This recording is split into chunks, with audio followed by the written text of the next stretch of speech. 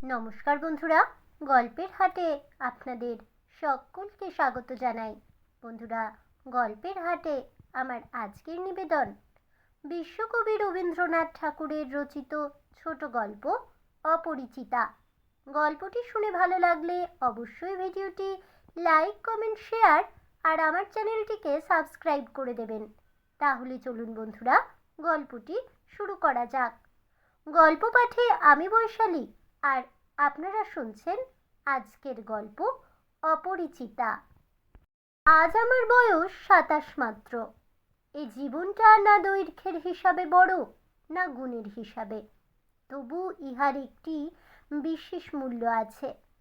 ইহা সেই ফুলের মতো যাহার বুকের উপরে ভ্রমর আসিয়া বসিয়াছিল, এবং সেই পদক্ষেপের ইতিহাস তাহার জীবনের মাঝখানে ফলের মতো গুটি ধরিয়া উঠিয়াছে। সেই ইতিহাসটুকু আকারে ছোট, তাহাকে ছোট করিয়াই লিখিব। ছোটকে যাহারা সামান্য বলিয়া ভুল করেন না, তাহারা ইহার রস বুঝিবেন।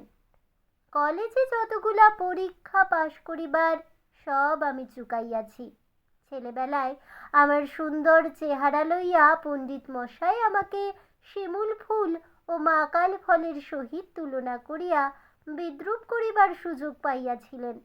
ইহাতে তখন বড় লজ্জা পাইতাম, কিন্তু বয়স হইয়া এ কথা ভাবিয়াছি, যদি জন্মান্তর থাকে তবে আমার মুখে সুরূপ এবং পণ্ডিত মশাইদের মুখে বিদ্রূপ আবার যেন এমনি করিয়াই প্রকাশ পায়।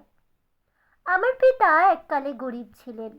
ওকালতি করিয়া তিনি প্রচুর টাকা রোজগার করিয়াছেন। ভোগ করিবার সময় নিমেষ মাত্রও পান নাই। মৃত্যুতে তিনি যে হাঁপ ছাড়িলেন, সেই তার প্রথম অবকাশ। আমার তখন বয়স অল্প। মার হাতেই আমি মানুষ। মা গরিবের ঘরের মেয়ে, তাই আমরা যে ধনী এ কথা তিনিও ভোলেন না, আমাকেও ভুলিতে দেন না। শিশুকালে আমি কোলে কোলেই মানুষ বোধ করি, সেই জন্য শেষ পর্যন্ত আমার পুরোপুরি বয়সই হইল না। আজও আমাকে দেখিলে মনে হইবে আমি অন্নপূর্ণার কোলে গজাননের ছোট ভাইটি। আমার আসল অভিভাবক আমার মামা। তিনি আমার চেয়ে বড় জোর বছর কয়েক বড়, কিন্তু ফুলগুর বালির মতো তিনি আমাদের সমস্ত সংসারটাকে নিজের অন্তরের মধ্যে শুষিয়া লইয়াছেন। তাহাকে না খুঁড়িয়া এখানকার এক গুন্ডুসও রস পাইবার জো নাই। এই কারণে কোনো কিছুর জন্যই আমাকে কোনো ভাবনা ভাবিতেই হয় না। কন্যার পিতা মাত্রেই স্বীকার করিবেন আমি সৎপাত্র।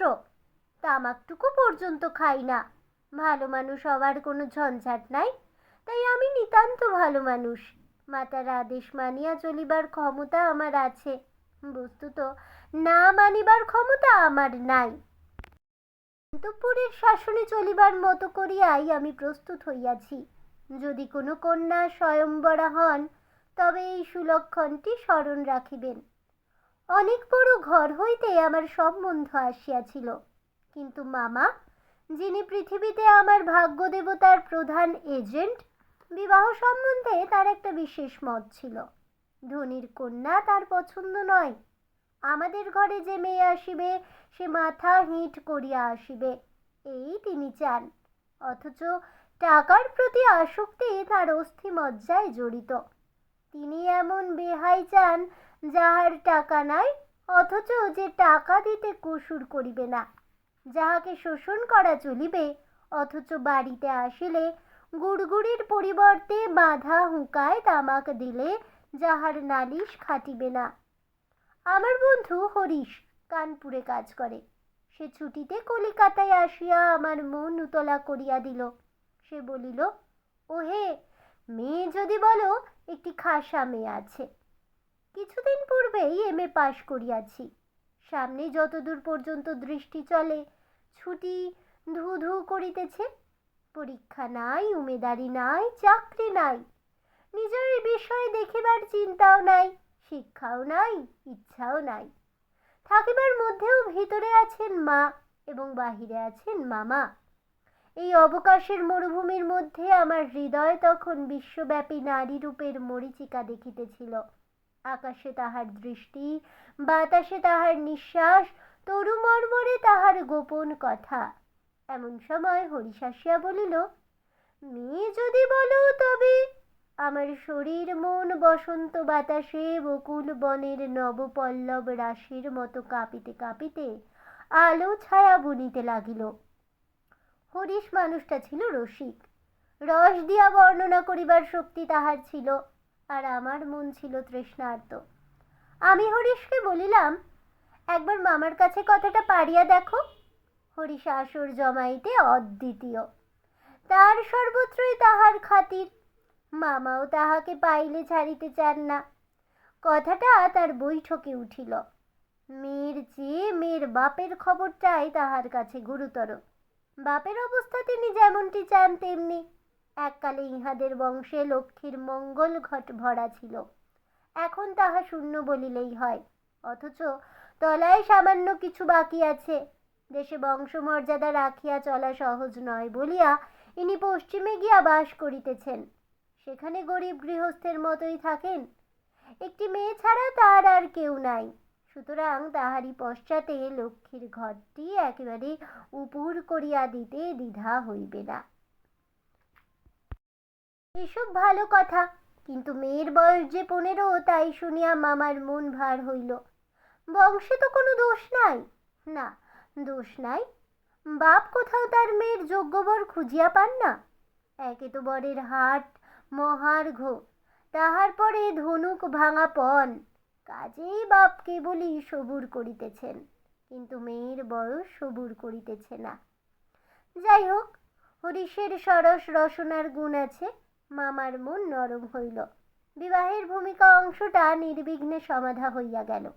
কলিকাতার বাহিরে বাকি যে পৃথিবীটা আছে, সমস্তটাকেই মামা আন্দামান দ্বীপের অন্তর্গত বলিয়া জানেন। জীবনে একবার বিশেষ কাজে তিনি কোন্নগর পর্যন্ত গিয়াছিলেন। মামা যদি মনু হইতেন, তবে তিনি হাবড়ার পুল পার হওয়াটাকে তাহার সংহিতায় একেবারে নিষেধ করিয়া দিতেন। মনের মধ্যে ইচ্ছা ছিল, নিজের চোখে মেয়ে দেখিয়া আসিব। সাহস করিয়া প্রস্তাব করিতে পারিলাম না। কন্যাকে আশীর্বাদ করিবার জন্য যাহাকে পাঠানো হইল, সে আমাদের বিনু দাদা, আমার পিস্তুত ভাই। তাহার মতো রুচি এবং দক্ষতার পরে আমি 16 আনা নির্ভর করিতে পারি। বিনুদা ভিড়িয়া আসিয়া বলিলেন, মন্দ নয় হে, খাঁটি সোনা বটে। বিনু দাদার ভাষাটা অত্যন্ত আঁটো। যেখানে আমরা বলি চমৎকার, সেখানে তিনি বলেন চলনসই। অতএব বুঝিলাম, আমার ভাগ্যে প্রজাপতির সঙ্গে পঞ্চস্বরের কোনো বিরোধ নাই। বলা বাহুল্য, বিবাহ উপলক্ষে কন্যাপক্ষকেই কলিকাতায় আসিতে হইল।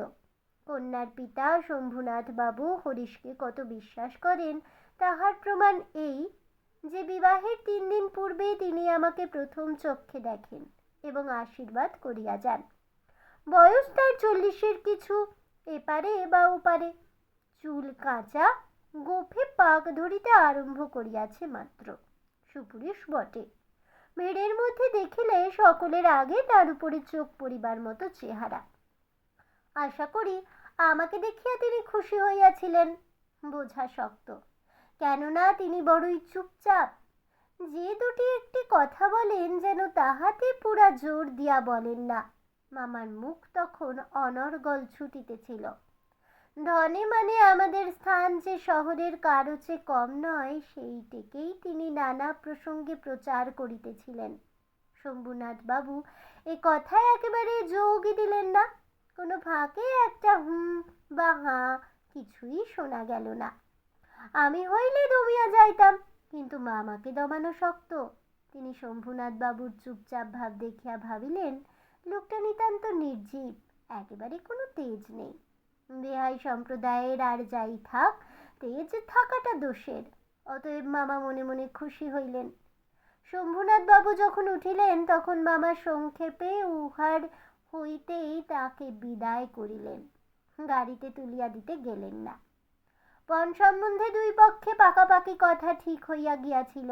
মামা নিজেকে অসামান্য চতুর বলিয়াই অভিমান করিয়া থাকেন। কথাবার্তায় কোথাও তিনি কিছু ফাঁক রাখেন নাই।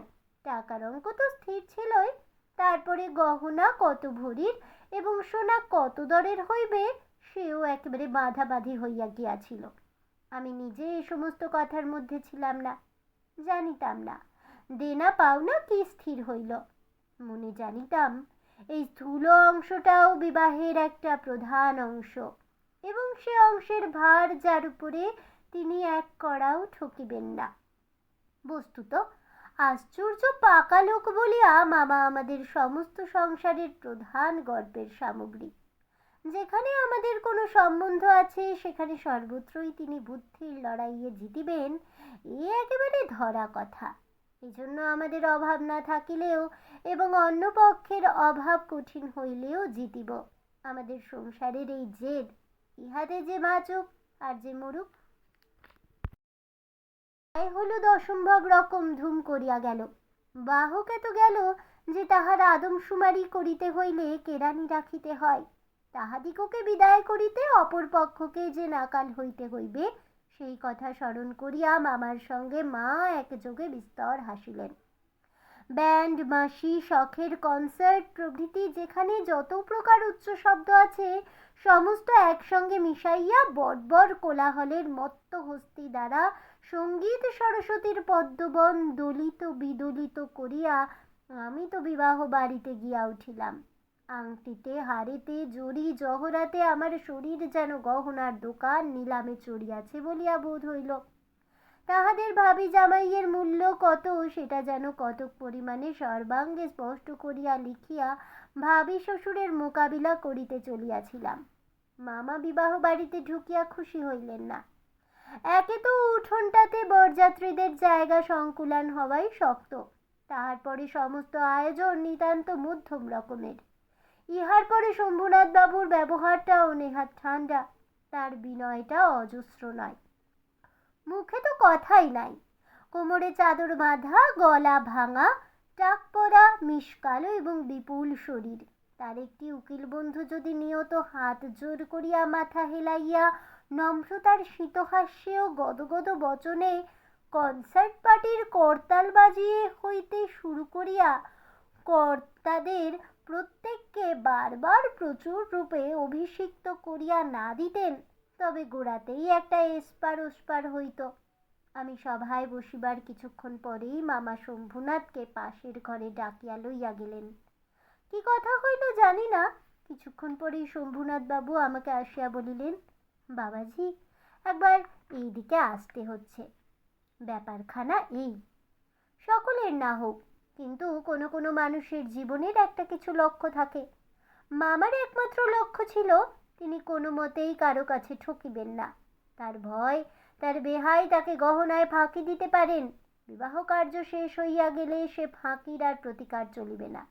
বাড়ি ভাড়া, সওগাত, লোক বিদায় প্রভৃতি সম্বন্ধে যেরকম টানাটানির পরিচয় পাওয়া গেছে, তাহাতে মামা ঠিক করিয়াছিলেন দেওয়া থোয়া সম্বন্ধে এ লোকটির শুধু মুখের কথার উপর ভর করা চলিবে না। সেই জন্য বাড়ির শ্যাকরাকে শুদ্ধ সঙ্গে আনিয়াছিলেন। পাশের ঘরে গিয়া দেখিলাম মামা এক তক্তপোষে এবং শ্যাকরা তাহার দাড়ি পাল্লা, কোষ্ঠী পাথর প্রভৃতি লইয়া মেঝেই বসিয়া আছে। শম্ভুনাথ বাবু আমাকে বলিলেন, তোমার মামা বলিতেছেন বিবাহের কাজ শুরু হইবার আগেই তিনি কনের সমস্ত গহনা যাচাই করিয়া দেখিবেন। ইহাতে তুমি কি বলো? আমি মাথা হেঁট করিয়া চুপ করিয়া রইলাম। মামা বলিলেন, ও আবার কি বলিবে, আমি যা বলিব তাই হইবে। শম্ভুনাথ বাবু আমার দিকে চাহিয়া কহিলেন, সেই কথা তবে ঠিক, উনি যা বলিবেন তাই হইবে, এ সম্বন্ধে তোমার কিছুই বলিবার নাই? আমি একটু ঘাড় নাড়ার ইঙ্গিতে জানাইলাম, এসব কথায় আমার সম্পূর্ণ অনধিকার। আচ্ছা তবে বসো, মেয়ের গা হইতে সমস্ত গহনা খুলিয়া আনিতেছি। এই বলিয়া তিনি উঠিলেন। মামা বলিলেন, অনুপম এখানে কি করিবে, ও সভায় গিয়া বসুক। শম্ভুনাথ বলিলেন, না সভায় নয়, এখানেই বসিতে হইবে। কিছুক্ষণ পরে তিনি একখানা গামছায় বাঁধা গহনা আনিয়া তক্তপোষের উপর মেলিয়া ধরিলেন। সমস্ত তাহার পিতামহীদের আমলের গহনা, হাই ফ্যাশনের সূক্ষ্ম কাজ নয়, যেমন মোটা তেমনি ভারী। শ্যাকরা গহনা হাতে তুলিয়া লইয়া বলিল, ইয়ার দেখিব কি, ইহাতে খাদ নাই, এমন সোনা এখনকার দিনে ব্যবহারই হয় না। এই বলিয়া সে মকর মুখা মোটা একখানা বালাই একটু চাপ দিয়া দেখাইল তাহা বাঁকিয়া যায়। মামা তখনই তার নোট বইয়ে গহনাগুলির ফর্দ টুকিয়া লইলেন। পাছে যাহা দেখানো হইল তাহার কোনোটা কম পড়ে। হিসাব করিয়া দেখিলেন গহনা যে পরিমাণ দিবার কথা এগুলি সংখ্যায় দরে এবং ভারে তার চেয়ে অনেক বেশি। গহনাগুলির মধ্যে একজোড়া ইয়াররিং ছিল। শম্ভুনাথ সেইটে শ্যাকরার হাতে দিয়া বলিলেন, এইটা একবার পরখ করিয়া দেখো। শ্যাকরা কহিল, ইহা বিলাতি মাল, ইহাতে সোনার ভাগ সামান্যই আছে। শম্ভুবাবু ইয়াররিং জোড়া মামার হাতে দিয়া বলিলেন, এটা আপনারাই রাখিয়া দেন। মামা সেটা হাতে লইয়া দেখিলেন এই ইয়াররিং দিয়াই কন্যাকে তাহারা আশীর্বাদ করিয়াছিলেন। আমার মুখ লাল হইয়া উঠিল। দরিদ্র তাহাকে ঠকাইতে চাহিবে, কিন্তু তিনি ঠকিবেন না, এই আনন্দ সম্ভোগ হইতে বঞ্চিত হইলেন এবং তাহার উপরেও কিছু উপরি পাওনা জুটিল। অত্যন্ত মুখ ভার করিয়া বলিলেন, অনুপম, যাও তুমি সভায় গিয়ে বসোগে। শম্ভুনাথবাবু বলিলেন, না, এখন সভায় বসিতে হইবে না, চলুন আগে আপনাদের খাওয়া দাওয়া দিই। মামা বলিলেন, সে কি কথা, লগ্ন? শম্ভুনাথবাবু বলিলেন, সেজন্য কিছু ভাবিবেন না, এখন উঠুন। লোকটি নেহাত ভালো মানুষ ধরনের, কিন্তু ভিতরে বেশ একটু জোর আছে বলিয়াই বোধ হইল। মামাকে উঠিতে হইল। বরযাত্রদেরও আহার হইয়া গেল। আয়োজনের আড়ম্বর ছিল না, কিন্তু রান্না ভালো এবং সমস্ত বেশ পরিষ্কার পরিচ্ছন্ন বলিয়া সকলেরই তৃপ্তি হইল। বরযাত্রদের খাওয়া শেষ হইলে শম্ভুনাথবাবু আমাকে খাইতে বলিলেন। মামা বলিলেন, সে কি কথা, বিবাহের পূর্বে বর খাইবে কেমন করিয়া? এ সম্বন্ধে মামার কোনো মত প্রকাশকে তিনি সম্পূর্ণ উপেক্ষা করিয়া আমার দিকে চাহিয়া বলিলেন, তুমি কি বলো, বসিয়া যাইতে দোষ কিছু আছে? মূর্তিমতী মাতৃ আজ্ঞা স্বরূপে মামা উপস্থিত, তার বিরুদ্ধে চলা আমার পক্ষে অসম্ভব। আমি আহারে বসিতে পারিলাম না। তখন শম্ভুনাথবাবু মামাকে বলিলেন, আপনাদিগকে অনেক কষ্ট দিয়াছি, আমরা ধনী নই, আপনাদের যোগ্য আয়োজন করিতে পারি নাই, ক্ষমা করিবেন। রাত হইয়া গেছে, আর আপনাদের কষ্ট বাড়াইতে ইচ্ছা করি না। এখন তবে? মামা বলিলেন, তা সবাই চলুন, আমরা তো প্রস্তুত আছি। শম্ভুনাথ বলিলেন, তবে আপনাদের গাড়ি বলিয়া দিই। মামা আশ্চর্য হইয়া বলিলেন, ঠাট্টা করিতেছেন নাকি? শম্ভুনাথ কহিলেন, ঠাট্টা তো আপনিই করিয়া সারিয়াছেন, ঠাট্টার সম্পর্কটাকে স্থায়ী করিবার ইচ্ছা আমার নাই। মামা দুই চোখ এত বড় করিয়া মেলিয়া অবাক হইয়া রহিলেন। শম্ভুনাথ কহিলেন, আমার কন্যার গহনা আমি চুরি করিব এ কথা যারা মনে করে তাদের হাতে আমি কন্যা দিতে পারিব না। আমাকে একটি কথা বলাও তিনি আবশ্যক বোধ করিলেন না, কারণ প্রমাণ হইয়া গেছে আমি কেহই নই। তারপরে যা হইল সে আমি বলিতে ইচ্ছা করি না। ঝাড় লণ্ঠন ভাঙিয়া চুরিয়া জিনিসপত্র লণ্ডভণ্ড করিয়া বরযাত্রীর দল দক্ষ যজ্ঞের পালা সারিয়া বাহির হইয়া গেল।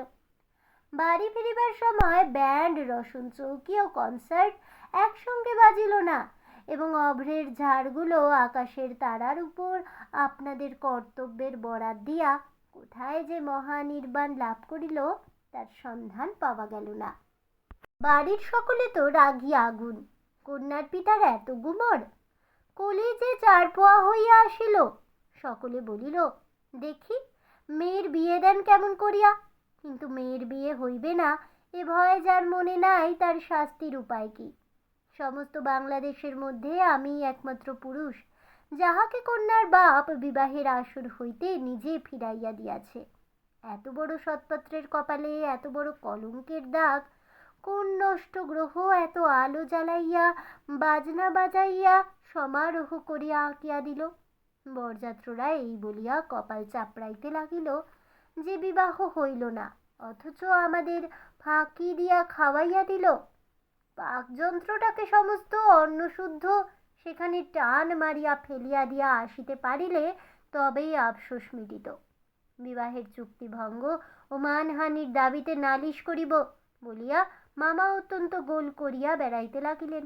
হিতৈষীরা বুঝাইয়া দিল, তাহা হইলে তামাশার যেটুকু বাকি আছে তাহা পুরা হইবে। বলা বাহুল্য, আমিও খুব রাগিয়াছিলাম। কোনো গতিকে শম্ভুনাথ বিষম জব্দ হইয়া আমাদের পায়ে ধরিয়া আসিয়া পড়েন। গোফের রেখায় তা দিতে দিতে এইটাই কেবল কামনা করিতে লাগিলেন। কিন্তু এই আক্রোশের কালো রঙের স্রোতের পাশাপাশি আরেকটা স্রোত বহিতেছিল, যেটার রং একেবারেই কালো নয়। সমস্ত মন যে সেই অপরিচিতার পানে ছুটিয়া গিয়াছিল, এখনো যে তাহাকে কিছুতেই টানিয়া ফিরাইতে পারি না।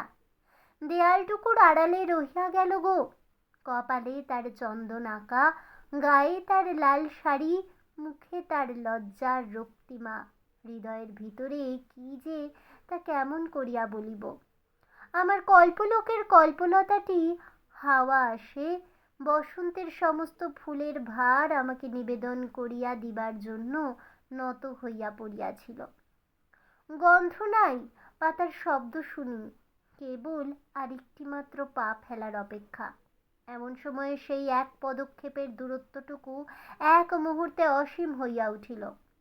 এতদিন যে প্রতি সন্ধ্যায় আমি বিনুদাদার বাড়িতে গিয়া তাহাকে অস্থির করিয়া তুলিয়াছিলাম, বিনুদার বর্ণনার ভাষা অত্যন্ত সংকীর্ণ বলিয়াই তার প্রত্যেক কথাটি স্ফুলিঙ্গের মতো আমার মনের মাঝখানে আগুন জ্বালিয়া দিয়াছিল।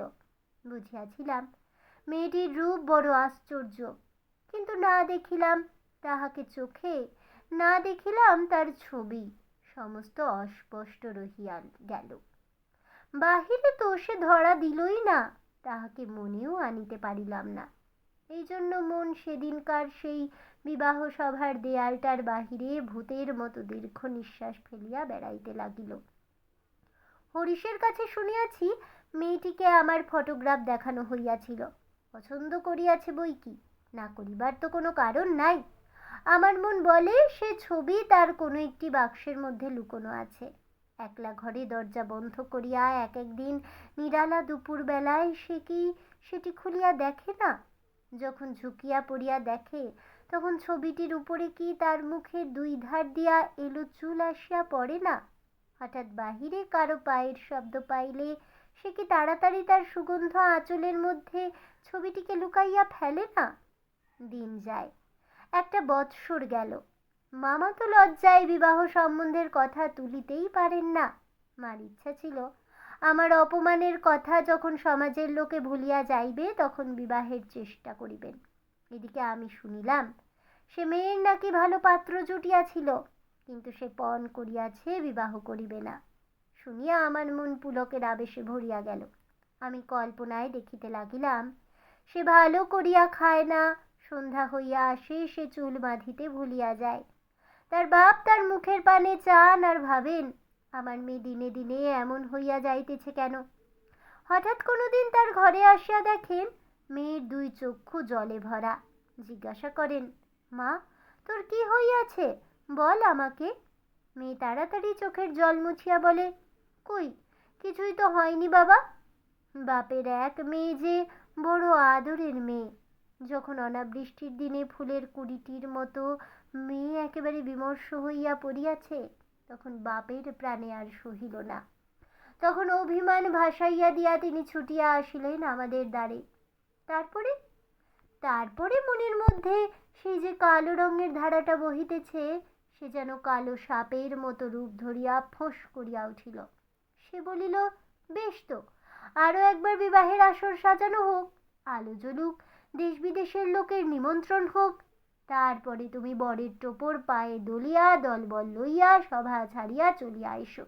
কিন্তু যে ধারাটি চোখের জলের মতো শুভ্র, সে রাজহংসের রূপ ধরিয়া বলিল, যেমন করিয়া আমি একদিন দময়ন্তীর পুষ্পবনে গিয়াছিলাম, তেমনি করিয়া আমাকে একবার উড়িয়া যাইতে দাও। আমি বিরোহিণীর কানে কানে একবার সুখের খবরটা দিয়া আসি গে। তারপরে তারপরে দুঃখের রাত পোহাইল, নববর্ষার জল পড়িল, ম্লান ফুলটি মুখ তুলিল। এবারে সেই দেয়ালটার বাহিরে রহিল সমস্ত পৃথিবীর আর সবাই, আর ভিতরে প্রবেশ করিল একটি মাত্র মানুষ। তারপরে তারপরে আমার কথাটি ফুরালো। কিন্তু কথা এমন করিয়া ফুরাইল না। যেখানে আসিয়া তাহা অফুরান হইয়াছে সেখানকার বিবরণ একটুখানি বলিয়া আমার এ লেখা শেষ করিয়া দিই। মাকে লইয়া তীর্থে চলিয়াছিলাম। আমার উপরেই ভার ছিল, কারণ মামা এবারেও হাবড়ার পুল পার হন নাই। রেলগাড়িতে ঘুমাইতেছিলাম। ঝাঁকানি খাইতে খাইতে মাথার মধ্যে নানা প্রকার এলোমেলো স্বপ্নের ঝুমঝুমি বাজিতেছিল। হঠাৎ একটা কোন স্টেশনে জাগিয়া উঠিলাম। আলোতে অন্ধকারে মেশা সেও এক স্বপ্ন। কেবল আকাশের তারাগুলি চিরপরিচিত, আর সবই অজানা, অস্পষ্ট। স্টেশনের দ্বীপ কয়টা খাড়া হইয়া দাঁড়াইয়া আলো ধরিয়া এই পৃথিবীটা যে কত অচেনা, এবং যাহা চারিদিকে তাহা যে কতই বহুদূরে, তাহাই দেখাইয়া দিতেছে। গাড়ির মধ্যে মা ঘুমাইতেছেন, আলোর নিচে সবুজ পর্দা টানা। তরঙ্গ বাক্স জিনিসপত্র সমস্তই কে কার ঘাড়ে এলোমেলো হইয়া রহিয়াছে। তাহারা যেন স্বপ্নলোকের উলট পালট আসবাব, সবুজ প্রদোষের মিটমিটে আলোতে থাকা এবং না থাকার মাঝখানে কেমন একরকম হইয়া পড়িয়া আছে। এমন সময় সে অদ্ভুত পৃথিবীর অদ্ভুত রাত্রে কে বলিয়া উঠিল, শিগগির চলে আয়, এই গাড়িতে জায়গা আছে। মনে হইল যেন গান শুনিলাম। বাঙালি মেয়ের গলায় বাংলা কথা যে কি মধুর, তাহা এমনি করিয়া অসময়ে অজায়গায় আচমকা শুনিলে তবে সম্পূর্ণ বুঝিতে পারা যায়। কিন্তু এই গলাটিকে কেবলমাত্র মেয়ের গলা বলিয়া একটা শ্রেণীভুক্ত করিয়া দেওয়া চলে না। এ কেবল একটি মানুষের গলা, শুনিলেই মন বলিয়া ওঠে, এমন তো আর শুনি নাই। চিরকাল গলার স্বর আমার কাছে বড় সত্য। রূপ জিনিসটি বড় কম নয়, কিন্তু মানুষের মধ্যে যাহা অন্তরতম এবং অনির্বচনীয়, আমার মনে হয় কণ্ঠস্বর যেন তারই চেহারা। আমি তাড়াতাড়ি গাড়ির জানালা খুলিয়া বাহিরে মুখ বাড়াইয়া দিলাম। কিছুই দেখিলাম না। প্ল্যাটফর্মের অন্ধকারে দাঁড়াইয়া গার্ড তাহার এক চক্ষু লণ্ঠন নাড়িয়া দিল। গাড়ি চলিল। আমি জানালার কাছে বসিয়া রহিলাম। আমার চোখের সামনে কোনো মূর্তি ছিল না, কিন্তু হৃদয়ের মধ্যে আমি একটি হৃদয়ের রূপ দেখিতে লাগিলাম। সে যেন এই তারাময়ী রাত্রির মতো আবৃত করিয়া ধরে, কিন্তু তাহাকে ধরিতে পারা যায় না। ওগো সুর, অচেনা কণ্ঠের সুর, এক নিমেষে তুমি যে আমার চিরপরিচয়ের আসনটির উপরে আসিয়া বসিয়াছ। কি আশ্চর্য পরিপূর্ণ তুমি! চঞ্চল কালের ক্ষুব্ধ হৃদয়ের উপরে ফুলটির মতো ফুটিয়াছ, অথচ তার ঢেউ লাগিয়া একটি পাপড়িও টলে নাই। অপরিমেয় কোমলতায় এতটুকু দাগ পড়ে নাই। গাড়ি লোহার মৃদঙ্গে তাল দিতে দিতে চলিল। আমি মনের মধ্যে গান শুনিতে শুনিতে চলিলাম। তাহার একটি মাত্র ধোঁয়া। গাড়িতে জায়গা আছে? আছে কি জায়গা? আছে কি? জায়গা যে পাওয়া যায় না, কেউ যে কাকেও চেনে না। অথচ সেই না চেনাটুকু যে কুয়াশা মাত্র, সে যে মায়া, সেটা ছিন্ন হইলেই যে চেনার আর অন্ত নাই। ওগো সুধাময় সুর, যে হৃদয়ের অপরূপ রূপ তুমি, সে কি আমার চিরকালের চেনা নয়? জায়গা আছে, আছে, শীঘ্র আসিতে ডাকিয়াছ। শীঘ্রই আসিয়াছি। এক নিমেষও দেরি করি নাই। রাত্রে ভালো করিয়া ঘুম হইল না। প্রায় প্রতি স্টেশনে একবার করিয়া মুখ বাড়াইয়া দেখিলাম। ভয় হইতে লাগিল। যাহাকে দেখা হইল না, সে পাছে রাত্রে নামিয়া যায়। পরদিন সকালে একটা বড় স্টেশনে গাড়ি বদল করিতে হইবে। আমাদের ফার্স্ট ক্লাসের টিকিট। মনে আশা ছিল ভিড় হইবে না। নামিয়া দেখি প্ল্যাটফর্মে সাহেবদের আরদালি দল আসবাবপত্র লইয়া গাড়ির জন্য অপেক্ষা করিতেছে। পুরো এক ফৌজের বড় জেনারেল সাহেব ভ্রমণে বাহির হইয়াছেন। 2-3 মিনিট পরেই গাড়ি আসিল। বুঝিলাম ফার্স্ট ক্লাসের আশা ত্যাগ করিতে হইবে। মাকে লইয়া কোন গাড়িতে উঠি সে এক বিষম ভাবনায় পড়িলাম। সব গাড়িতেই ভিড়। দাঁড়ে দাঁড়ে উঁকি মারিয়া বেড়াইতে লাগিলাম। এমন সময় সেকেন্ড ক্লাসের গাড়ি হইতে একটি মেয়ে আমার মাকে লক্ষ্য করিয়া বলিলেন, আপনারা আমাদের গাড়িতে আসুন না, এখানে জায়গা আছে। আমি তো চমকিয়া উঠিলাম। সেই আশ্চর্য মধুর কণ্ঠ এবং সেই গানেরই ধোঁয়া। জায়গা আছে। ক্ষণমাত্র বিলম্ব না করিয়া মাকে লইয়া গাড়িতে উঠিয়া পড়িলাম। জিনিসপত্র তুলিবার প্রায় সময় ছিল না। আমার মতো অক্ষম দুনিয়ায় নাই। সেই মেয়েটি কুলিদের হাত হইতে তাড়াতাড়ি চলতি গাড়িতে আমাদের বিছানাপত্র টানিয়া লইল। আমার একটা ফটোগ্রাফ তুলিবার ক্যামেরা স্টেশনেই পড়িয়া রহিল। গ্রাহ্যই করিলাম না। তারপরে কী লিখিব জানি না। আমার মনের মধ্যে একটি অখণ্ড আনন্দের ছবি আছে, তাহাকে কোথায় শুরু করিব কোথায় শেষ করিব বসিয়া বসিয়া বাক্যের পর বাক্য যোজনা করিতে ইচ্ছা করে না। এবার সেই সুরটিকে চোখে দেখিলাম, তখনও তাহাকে সুর বলিয়াই মনে হইল। মায়ের মুখের দিকে চাহিলাম, দেখিলাম তার চোখে পলক পড়িতেছে না। মেয়েটির বয়স 16 কি 17 হইবে, কিন্তু নবযৌবন ইহার দেহে মনে কোথাও যেন একটুও ভার চাপাইয়া দেয় নাই। ইহার গতি সহজ, দীপ্তি নির্মল, সৌন্দর্যের সূচিতা অপূর্ব। ইহার কোনো জায়গায় কিছু জরিমা নাই। আমি দেখিতেছি, বিস্তারিত করিয়া কিছু বলা আমার পক্ষে অসম্ভব। এমনকি সে যে কি রঙের কাপড় কেমন করিয়া পরিয়াছিল তাহাও ঠিক করিয়া বলিতে পারিব না। এটা খুব সত্য যে তার বেশে ভূষায় এমন কিছুই ছিল না যেটা তাহাকে ছাড়াইয়া বিশেষ করিয়া চোখে পড়িতে পারে।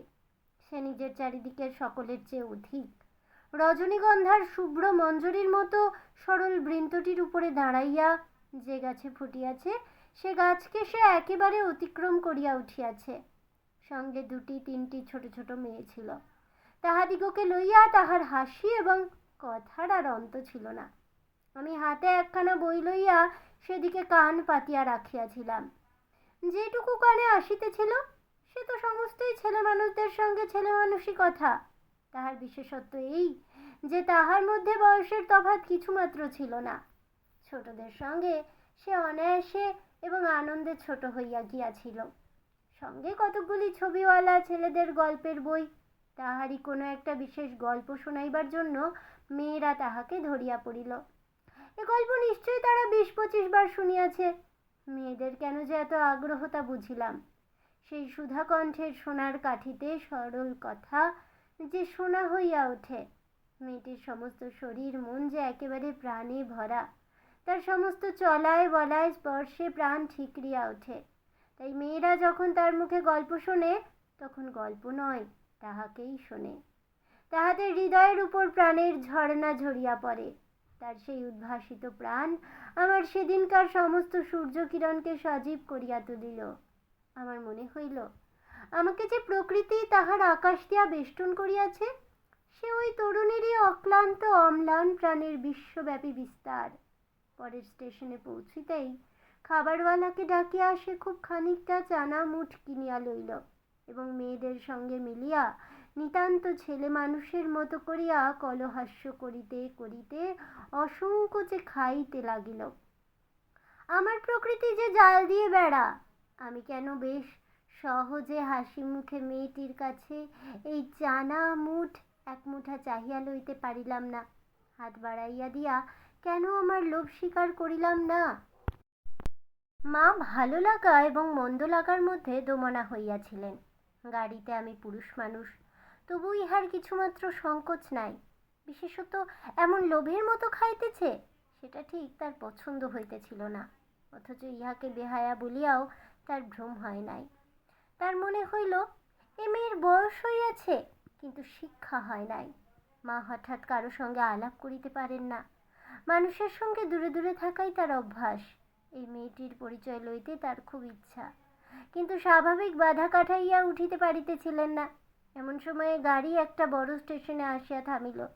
সেই জেনারেল সাহেবের একদল অনুষঙ্গী এই স্টেশন হইতে উঠিবার উদ্যোগ করিতেছে। গাড়িতে কোথাও জায়গা নাই। বারবার আমাদের গাড়ির সামনে দিয়া তারা ঘুরিয়া গেল। মা তো ভয়ে আড়ষ্ট, আমিও মনের মধ্যে শান্তি পাইতেছিলাম না।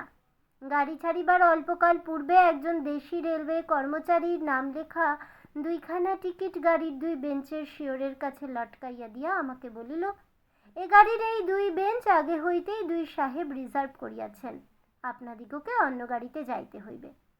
আমি তো তাড়াতাড়ি ব্যস্ত হইয়া উঠি দাঁড়িয়েলাম। মেয়েটি হিন্দিতে বলিল, না, আমরা গাড়ি ছাড়িব না। সে লোকটি রোগ করিয়া বলিল, না ছাড়িয়া উপায় নাই। কিন্তু মেয়েটির চলিষ্ণুতার কোনো লক্ষণ না দেখিয়া সে নামিয়া গিয়া ইংরেজ স্টেশন মাস্টারকে ডাকিয়া আনিল। সে আসিয়া আমাকে বলিল, আমি দুঃখিত, কিন্তু শুনিয়া আমি কুলি কুলি করিয়া ডাক ছাড়িতে লাগিলাম। মেয়েটি উঠিয়া 2 চক্ষে অগ্নিবর্ষণ করিয়া বলিল, না, আপনি যাইতে পারিবেন না, যেমন আছেন বসিয়া থাকুন। বলিয়া সে দ্বারের কাছে দাঁড়াইয়া স্টেশন মাস্টারকে ইংরেজি ভাষায় বলিল, এ গাড়ি আগে হইতে রিজার্ভ করা, এ কথা মিথ্যে বলিয়া নাম লেখা টিকিটটি খুলিয়া প্ল্যাটফর্মে ছুঁড়িয়া ফেলিয়া দিল। ইতিমধ্যে আরদালি সমেত ইউনিফর্ম পরা সাহেব দ্বারের কাছে আসিয়া দাঁড়াইয়াছে। গাড়িতে সে তার আসবাব উঠাইবার জন্য আরদালিকে প্রথমে ইশারা করিয়াছিল। তাহার পরে মেয়েটির মুখে তাকাইয়া তার কথা শুনিয়া ভাব দেখিয়া স্টেশন মাস্টারকে একটু স্পর্শ করিল এবং তাহাকে আড়ালে লইয়া গিয়া কি কথা হইল জানি না। দেখা গেল গাড়ি ছাড়িবার সময় অতীত হইলেও আর একটা গাড়ি জুড়িয়া তবে ট্রেন ছাড়িল। মেয়েটি তার দলবল লইয়া আবার এক পত্তন চানা মুঠ খাইতে শুরু করিল, আর আমি লজ্জায় জানলার বাহিরে মুখ বাড়াইয়া প্রকৃতির শোভা দেখিতে লাগিলাম। কানপুরে বাড়ি আসিয়া থামিল। মেয়েটি জিনিসপত্র বাঁধিয়া প্রস্তুত। স্টেশনে একটি হিন্দুস্তানি চাকর ছুটিয়া আসিয়া ইহাদিগকে নামাইবার উদ্যোগ করিতে লাগিল। মা তখন আর থাকিতে পারিলেন না, জিজ্ঞাসা করিলেন, তোমার নাম কি মা? মেয়েটি বলিল, আমার নাম কল্যাণী। শুনিয়া মা এবং আমি দুজনেই চমকিয়া উঠিলাম। তোমার বাবা? তিনি এখানকার ডাক্তার, তার নাম শম্ভুনাথ সেন। তারপরেই সবাই নামিয়া গেল। মামার নিষেধ অমান্য করিয়া মাতৃ আজ্ঞা ঠেলিয়া তারপরে আমি কানপুরে আসিয়াছি। কল্যাণীর বাপ এবং কল্যাণীর সঙ্গে দেখা হইয়াছে। হাত জোর করিয়াছি, মাথা হেঁট করিয়াছি। শম্ভুনাথ বাবুর হৃদয় গলিয়াছে। কল্যাণী বলে, আমি বিবাহ করিব না। আমি জিজ্ঞাসা করিলাম, কেন? সে বলিল, মাতৃ আজ্ঞা। কি সর্বনাশ, এ পক্ষেও মাতুল আছে নাকি? তারপরে বুঝিলাম মাতৃভূমি আছে। সেই বিবাহ ভাঙার পর হইতে কল্যাণী মেয়েদের শিক্ষার ব্রত গ্রহণ করিয়াছে। কিন্তু আমি আশা ছাড়িতে পারিলাম না। সেই সুরটি যে আমার হৃদয়ের মধ্যে আজও বাজিতেছে, সে যেন কোন পারের মাসি আমার সংসারের বাহির হইতে আসিল, সমস্ত সংসারের বাহিরে ডাক দিল। আর সেই যে রাত্রির অন্ধকারের মধ্যে আমার কানে আসিয়াছিল, জায়গা আছে, সে যে আমার চিরজীবনের গানের ধোঁয়া হইয়া রহিল। তখন আমার বয়স ছিল 23, এখন হইয়াছে 27। এখনো আশা ছাড়ি নাই, কিন্তু মাতুলকে ছাড়িয়াছি। নিতান্ত এক ছেলে বলিয়া মা আমাকে ছাড়িতে পারেন নাই। তোমরা মনে করিতেছ আমি বিবাহের আশা করি? না, কোনো কালেই না। আমার মনে আছে কেবল সেই এক রাত্রির অজানা কণ্ঠের মধুর সুরের আশা। জায়গা আছে? নিশ্চয়ই আছে, নইলে দাঁড়াবো কোথায়? তাই বৎসরের পর বৎসর যায়, আমি এইখানেই আছি। দেখা হয়, সেই কণ্ঠ শুনি। যখন সুবিধা পাই কিছু তার কাজ করিয়া দিই, আর মন বলে, এই তো জায়গা পাইয়াছি। ওগো অপরিচিতা, তোমার পরিচয়ের শেষ হইল না, শেষ হইবে না, কিন্তু আমার ভাগ্য ভালো, এই তো আমি জায়গা পাইয়াছি। তাহলে বন্ধুরা, আমার আজকের এই গল্পটি শুনে কেমন লাগলো অবশ্যই আমাকে কমেন্টে জানাবেন। ভিডিওটি ভালো লেগে থাকলে লাইক শেয়ার করতে ভুলবেন না। আমার চ্যানেলের নতুন বন্ধু হয়ে থাকলে চ্যানেলটিকে সাবস্ক্রাইব করে দেবেন। পাশে থাকা বেল বাটনটি প্রেস করে রাখবেন নতুন গল্পের নোটিফিকেশন পাওয়ার জন্য। ফিরে আসছি পরবর্তী ভিডিও নিয়ে।